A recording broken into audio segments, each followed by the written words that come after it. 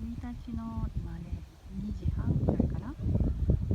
はい、とっても気持ちのいい秋の風です。ね、このさわさわといい音をね、立てているのが炭酸水器の葉っぱです。綺麗ですね、今葉っぱ。とても元気ですね。ねえ、なんだろう、生き生きしていますよ。このね、葉っぱ。パリパリのね、今ね、葉っぱからね、栄養をとって、ちょっと疲れ果てた体をね、癒しながら、ね、冬に備えているんでしょうね。すごいね、葉っぱがね、元気、生き生きしていますね。紅葉が来る前にね、この緑のね、エネルギー、いっぱいね、太陽のね、光を受け取って、ね、この木全体にね、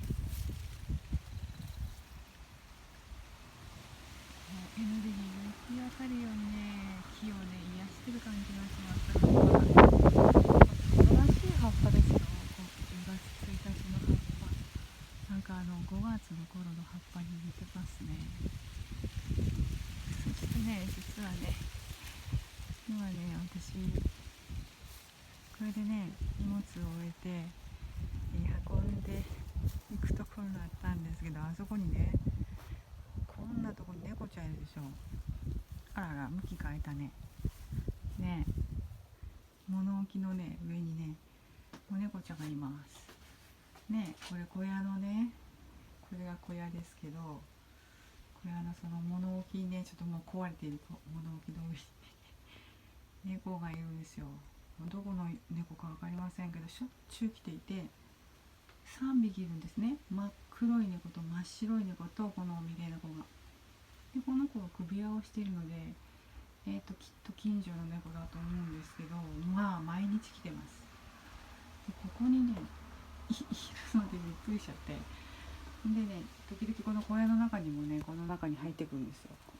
私が作業しているとこの小屋にね、入ってきちゃうんですけどね。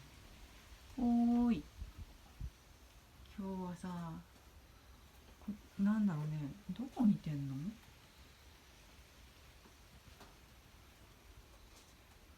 君、お賢そうな顔して、眠いね。おーい、居心地いいですか、そこは。雨はね、降らないね。屋根がついてるからね。ね、日陰で気持ちいいのかな。はいはい。ここに私がノコギリをね、置きっぱなしだ。ヘルメットの横に。いらない段ボールとかね。猫ちゃん、猫ちゃんそこにね、屋根にね、虫かな見てたりね、虫を追いかけて見てたりしますね、飛んでる虫。はあ、どうですか、気持ちいいかい？って感じだね。動きそうにないね。